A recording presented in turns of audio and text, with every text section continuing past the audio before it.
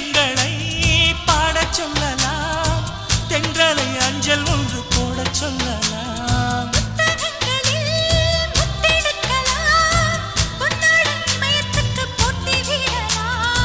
பூமிக்கு பொட்டு வைத்து பார்க்கலாம் பார்க்கலாம், பூவுக்கும் ஆடை தைத்து போடலாமா?